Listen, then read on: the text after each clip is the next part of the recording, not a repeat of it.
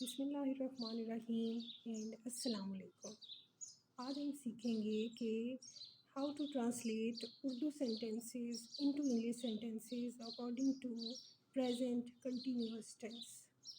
जैसे अक्सर क्लास में ऐसे होता है कि आप जब पेपर वगैरह अटेम्प्ट कर रहे होते हैं तो टीचर आपसे पूछती हैं कि क्या आप अपना पेपर मुकम्मल कर चुके हैं, तो आप कहते हैं नहीं, हम अभी अपना पेपर मुकम्मल कर रहे हैं। सो रहे हैं, रहे शो करता है कि द प्रोसेस और action is in progress now, it is in continuous state. So ऐसे जुमले जिनके एंड में रहा है, रही है और या रहे हैं आ रहा हो, तो वो जुमले कहलाते हैं प्रेजेंट कंटिन्यूअस टेंस के। है और है या हूँ, रहा हूँ भी हो सकता है। तो ये है से हमें या हूँ से हमें पता चलता है कि ये प्रेजेंट है, और रहा, रही, रहे वगैरह से हमें पता चलता है कि ये कंटिन्यूअस है। कंटिन्यूअस का मतलब होता है इन प्रोग्रेस, या किसी चीज़ का जारी होना या अभी एक्शन कंप्लीट ना होना। फॉर एग्ज़ाम्पल हम एक जुमला लिख लेते हैं। जैसे अभी हमने एग्ज़ाम्पल लिखी कि मैं एक मज़मून लिख रहा हूँ। तो सबसे पहली चीज़ क्लियर हो गई, रहा हूँ, कंटिन्यूटी हो गई है और ये प्रेजेंट कंटिन्यूअस है। अब अगर हम इन वर्ड्स की ट्रांसलेशन करें तो मैं की इंग्लिश हो जाएगी आई, एक ऐसे की, एक मज़मून की इंग्लिश हो जाएगी एन ऐसे। लिखने की इंग्लिश वैसे होती है राइट, लेकिन लिख रहा के लिए हम वर्ड यूज़ करते हैं राइटिंग, और हूँ के लिए हम वर्ड यूज़ कर लेते हैं एम। तो अगर हम इनको अरेंज करना चाहें तो उसके लिए हमें सेंटेंस स्ट्रक्चर की ज़रूरत पड़ेगी।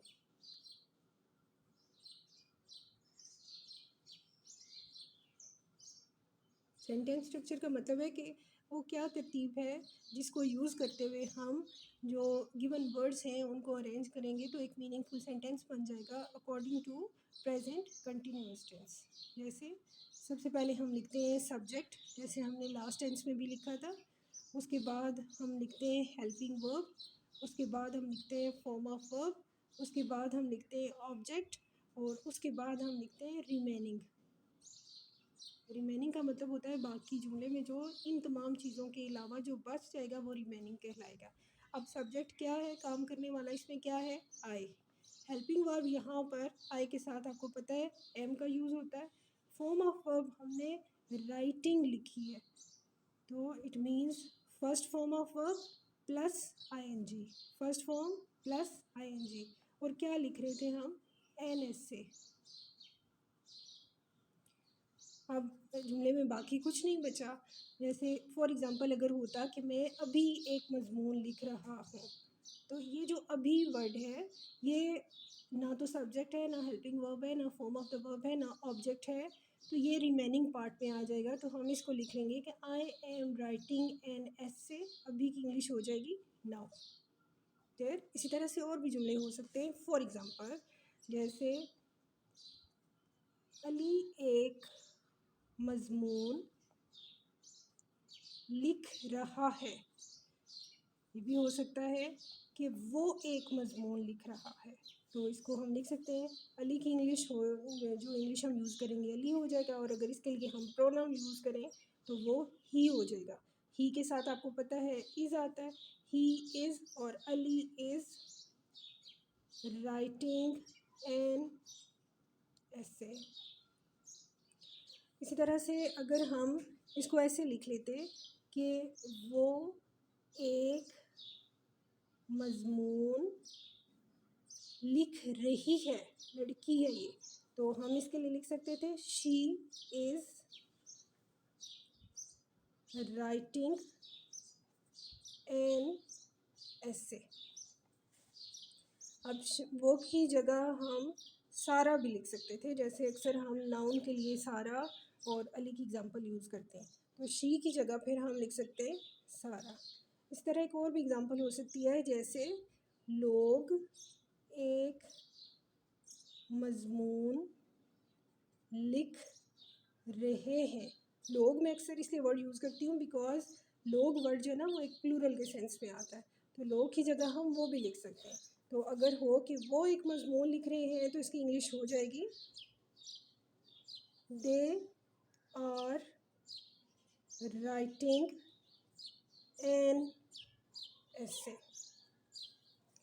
अब दे की जगह हम लोग अगर यूज़ करेंगे वर्ड तो यहाँ पे आ जाएगा पीपल।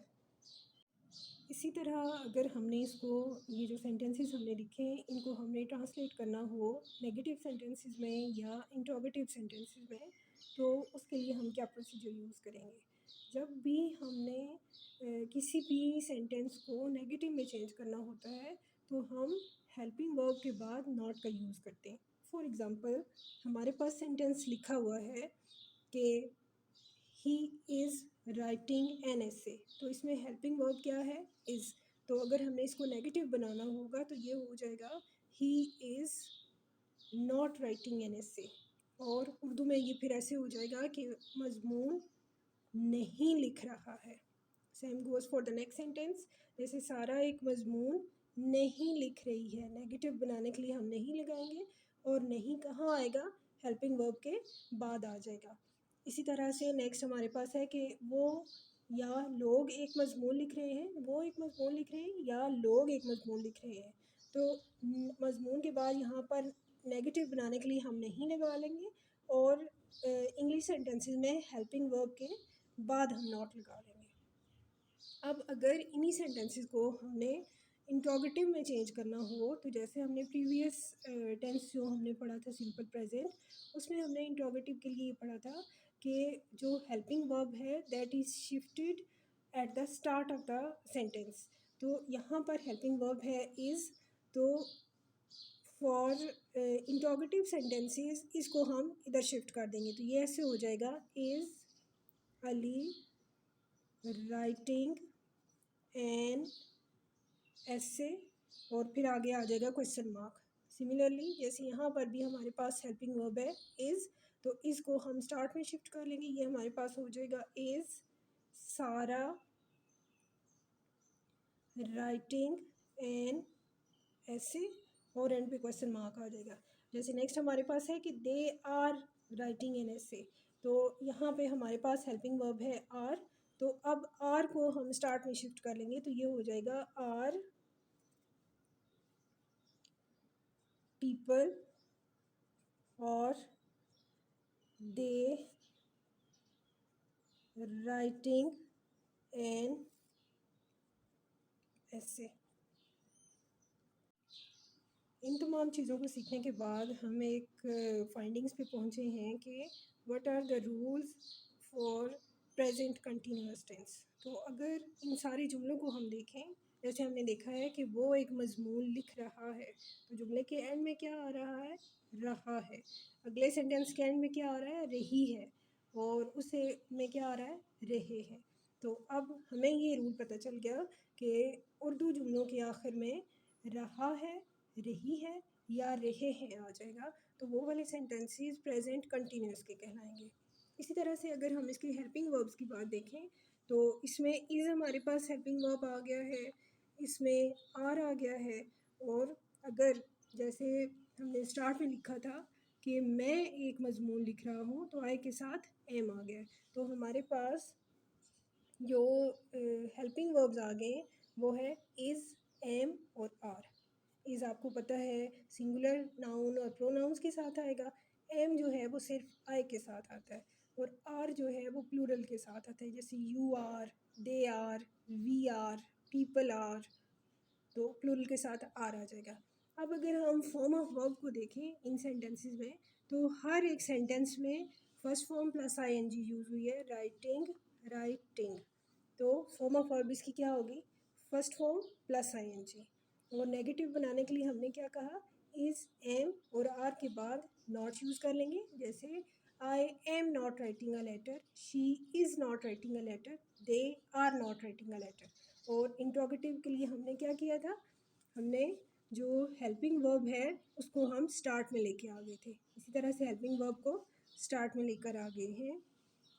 यहाँ पर आप देखें इस को हम स्टार्ट में लेकर आ गए हैं, और अगर इसे बनाएंगे तो ये हो जाएगा am I writing an essay now and the question mark. So rules are clear. अब हमारे पास एक्टिविटी है जिसमें हमने चेक करना है कि what is the correct helping verb according to present continuous tense. हमारे पास कुछ एग्जांपल्स हैं, जैसे सारा डैश कुकिंग फूड, तो सारा इज़ अ सिंगुलर नाउन और सिंगुलर के साथ हमें पता है कि हम इज़ यूज़ करते हैं।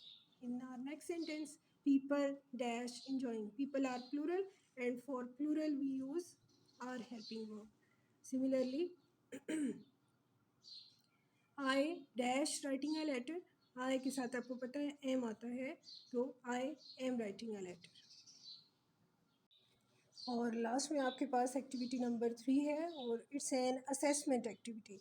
इसमें आपने जो गिवन सेंटेंसेस हैं उनको अकॉर्डिंग टू लर्नड रूल्स आपने इनको इंग्लिश में ट्रांसलेट करना है। Thank you.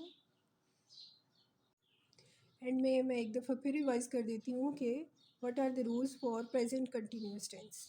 सबसे पहली बात आइडेंटिफाई करने के लिए कि अगर उर्दू जुमलों के एंड में रहा है, रही है, रहे हैं आ रहा हो तो आप समझ जाइए कि ये प्रेजेंट कंटिन्यूअस के हैं। फॉर्म ऑफ वर्ब हमेशा रहा रही वाले जुमलों में फर्स्ट फॉर्म प्लस ING आएगी। हेल्पिंग वर्ब जो है वो इज़, एम और आर होंगे।